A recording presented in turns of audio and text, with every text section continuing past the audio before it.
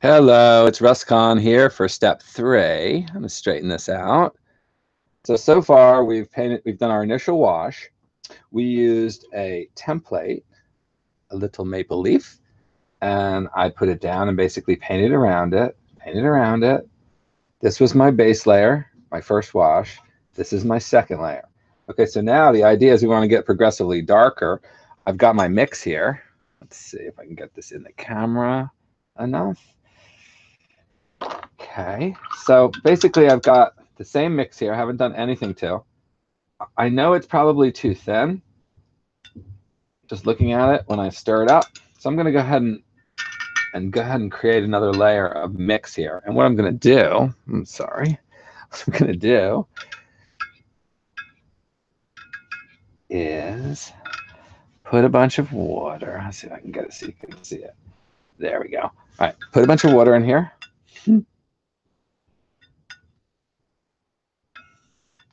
For my layer water, I just use my number 18 brush and keep going into some water here. Let's see if I can push it over a little so you can see. And just dump it in here.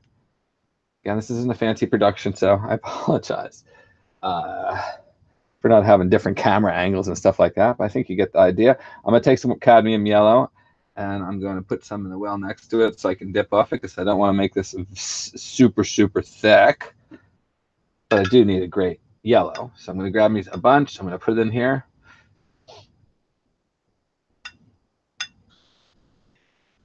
When I say a bunch, quarter pea size, let's say.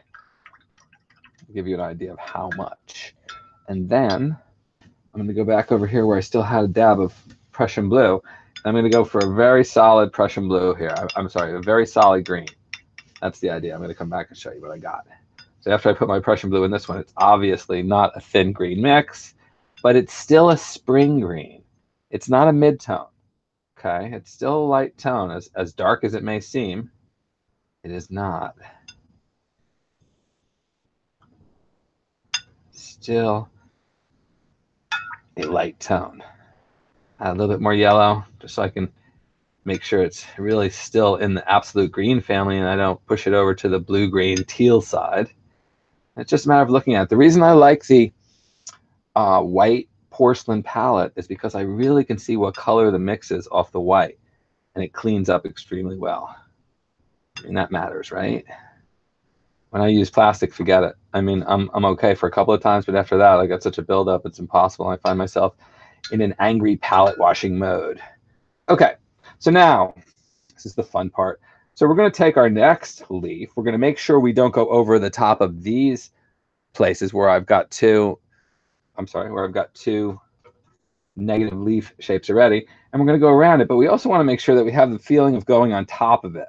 So I want to be around it, let's say, but I also don't want to be perfectly around it. I want to be sticking out, just the edges. So I'll start clockwise about where I want to go, and you'll see what I'm talking about. So I want it to appear that this leaf is underneath this leaf, and I'm going to paint this next layer of green around this leaf template. So think about this. This is on top, and this is going to be the next level. So if I just go, let's say like this here, it would just mean that this leaf is sticking out just slightly underneath this leaf. I'm not going to paint this. Don't paint on where your leaf is, but paint around it. So it's just going to look like the top is peering out here, right? So I'm going to start here. I'm going to come up off my leaf template like this, right? I'm going to go down here, just go around your leaf. And then make sure at this point, right, that you don't go into that next level and get where you want to go, okay? So then, very carefully, use the stem. I'm going to pick the leaf up. So I leaf the shape. And this is where you try to be very careful and go around your other shape. So you didn't have to draw a leaf, but you have to carefully go around the leaf shape. Okay, so there's one. I kind of go over the leaf and make sure that I haven't left any on the bottom, but I really don't have that many problems with like leaves sticking out underneath and stuff like that. Let's put a clear one here. Let's just go, because I want to get dark in between here pretty clear. I don't want to necessarily put those on. And then again, this is just something for you to just feel. This is where you have all the leeway in the world. Coming off the leaf again. And I'm not going to put too many around the outsides right now on this layer because I'm going to layer it dark as we go out. So I'm going to go ahead and just take this pretty much to the edge. I'm not worried about it. And again, it's not a race. Stuff's not going to magically dry underneath me as long as my mix is decent. Now, some people like to use pans, and I have a hard time getting quick mixes out of pans. I really do. So I like using tube paint. Brand is your choice. I use Miramar Blue, I use Winsor Newton, and I use Daniel Smith. All excellent, and for different things sometimes, you know, and that just comes with what your favorite is. So again, I'm being careful to make sure that I paint around this, but don't step on the layer underneath. And you're going to do this with each layer. So here I want to just come up to this one, carefully paint around it. Try to keep my face out of the shot, but it's hard. Sorry if I shock anybody. All right, and then we're going down here and around. And I'll step out of the way as soon as I don't have to be so careful. I pick this up. Pick it up if I can. This is fun. How nice. Okay, and again, I'm going to be careful, paint up to the edge, make sure I get close. I'll be going over it again, not to worry, with the next layer, the next green. I'm going to go ahead and take this out to the edge and get, well, all my paper is still wet. Don't go back over the other area so fast, you know, you pretty much let it dry. You're going to go over a lot with new layers of different color greens. Don't worry about how consistent or inconsistent it is. Try to keep it. I do stripes, but people have different ways of painting. The idea is to cover it. I probably will look at it. I probably will go over this again, just looking at it and seeing. Because as I go into my mix here and stir it up, when I was being careful, maybe I wasn't, you know, stirring up the mix and it was loosening up maybe a little over here. I noticed that. So I'm going to just go ahead and do that. It's you kind of have to go with the flow, you know. You may think something and then you may have to change your direction a little bit. Like maybe I thought that was going to work, but now I see if I want an even layer, I'm going to have to probably take it out over here and try not to mess it up. This is going to be multiple layers over here. So, all right, so I'm going to consider the first half down here fairly good. And now I'm going to go ahead and, now you could rotate your canvas if you want. I'm going to let it go, keep it here because I want everything to flow down. So I'm going to go ahead and put one more over here. Try not to be too uniform here. In fact, let's go this way. Let's make it stick this way. And I apologize if my head gets in the shot. I'm trying to see close enough so I don't mess it up because it's kind of hard to paint and present at the same time in an effective manner. Let's see. Mess that up. So I'm coming through here. The faster I can get my leaf off and paint consistently, the better. Okay, now I'm going to be careful in here because I want to make sure I don't step on this in a bad way. Make sure I leave that one there.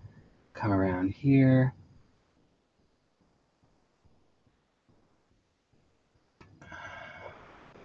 If you mess up, don't freak out. It's not a game of perfection here. It's art. A lot of it is feel. You can always fix things. Watercolor becomes less stressful when you realize how much you can actually fix things. It's amazing. All right. So I'm going to go ahead and fill this in then. I think I can lift this. Yep. See how nice? And remember, you're going to go back and fill in details like veins and stuff like that and shadows if you want, you know. So, and again, I'm working fast because I'm trying to talk and I'm trying to do all this stuff. Whoops. So look at that. He messes up. So just take a tissue. If you accidentally go in here, don't freak out. And now I'm out of it. I can fix that later. I could lift a little if I want. So now let me see if I can pay attention. Not do that again.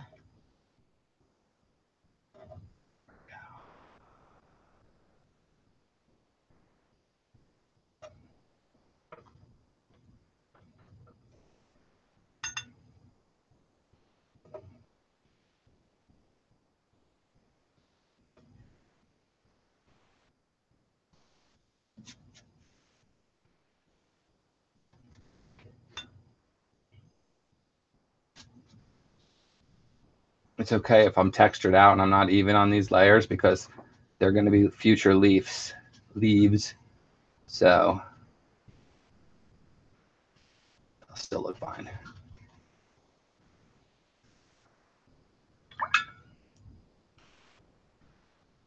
Let me go back with a little bit of a dry brush here, not wet. Because if you go back on dry area with wet, you might end up with a background, which I'm trying not to have here, if possible. It doesn't matter, it adds the texture. Okay.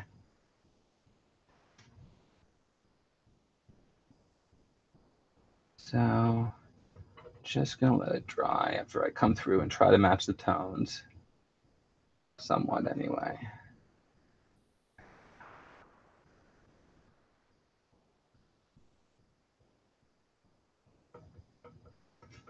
You get the idea. A little dry brushing doesn't do bad either, because remember, it's gonna really dry more than you think. So we'll let that go, and I'm gonna come back. So I should have 2 layers now. And where I messed up a little bit here, I accidentally went over the top. Hang on a second. Let me do something. I'm gonna go ahead and grab a smaller brush.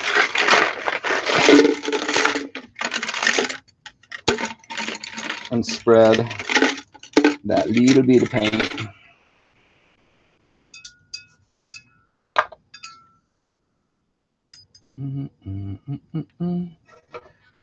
Here. Just so I can make sure I get close around here. These first few we're going to shadow anyway, so we'll be back on this area. But I just want to make sure I kind of cover it best I can. I'm going to just do with a completely wet brush, no paint at all. Just on here a little bit more on this one. I'm going to try to lift that a little bit better. Lift the mistake. Good to make mistakes. Then you can show how to fix.